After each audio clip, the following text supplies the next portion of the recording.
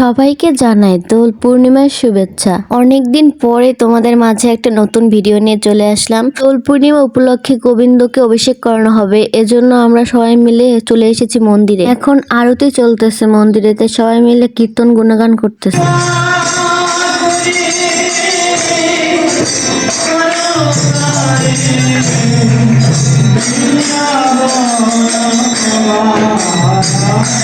তারপরে তুলসী আরতি শুরু হয়েছে। তারপর সবাই মিলে একদম পরিক্রমা করা শুরু করে দিয়েছে। ছেলেরা আগে পরিক্রমা করে তারপরে মেয়েরা আবার পরে পরিক্রমা করেছে। তারপরে ভগবানকে দর্শন করে মনটা একদম ভরে গেল। একদম ফুল দিয়ে কত সুন্দরভাবে সাজানো হয়েছে রাধারানী, তারপর কৃষ্ণ। এতক্ষণ তো পর্দা দেওয়া ছিল, এই জন্য দেখতে পাইনি। পর্দা সরানোর সাথে সাথে মনে হয় যেন একদম মনটা ভরে গেছে। আমার সাথে আমার ফ্রেন্ডরাও ছিল এবং ফ্রেন্ডের রিলেটিভও ছিল। তারপরে ওরা বাড়ি যায় না শুধু এই হোলি উদযাপন করার জন্য।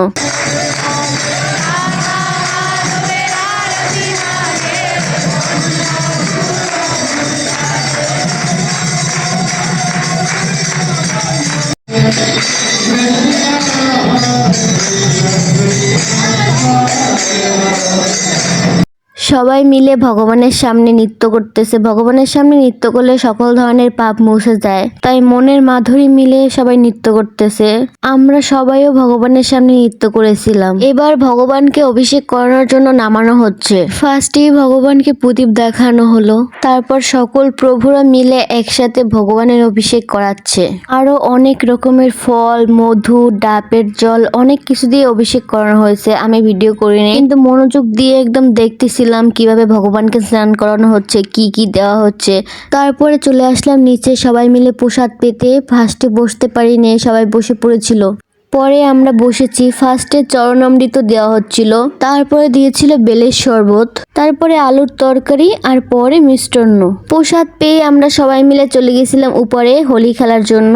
তারপরে আমরা সবাই সবাইকে হোলি দিয়ে দিচ্ছিলাম, ওরাও আমাকে হোলি দিয়ে দিচ্ছিল। সবাই এইভাবে একে অপরকে হোলি দিয়ে অনেক বেশি মজা করতেছিলাম। ওরা সকালবেলা নামছিল হোলি খেলতে, কিন্তু আমি সকালবেলা টেরই পাই নাই যে ওরা পটুয়াখালীতে। আমি ভাবছি বন্ধ পেয়ে ওরা বাড়ি চলে গেছে, কিন্তু ওরা এই হোলি খেলার জন্য এই জায়গায় থেকে গেছে, কিন্তু আমি সেটা জানিই না।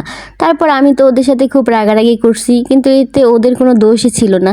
আমি যদি জানতাম যে ওরা পটুয়াখালীতে, তাহলে সকালবেলায় আমি ওদের সাথে হোলি খেলার জন্য নামতাম। ছুটি পেয়ে আজকে ওরা চলে গেছে সবাই বাড়ি, কারণ আমি তো একদিন পরে ভিডিও এডিট করতেছি। ওদের সাথে অনেক দিন পরে দেখা হবে।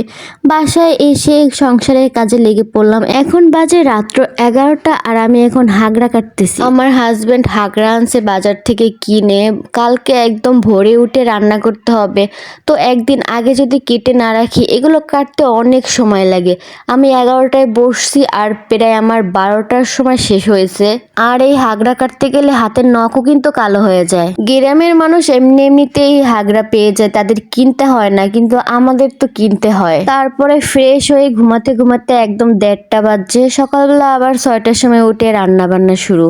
তো আমি আজকে এ জায়গায় বিদায় নিচ্ছি। সবাই ভালো থাকবেন।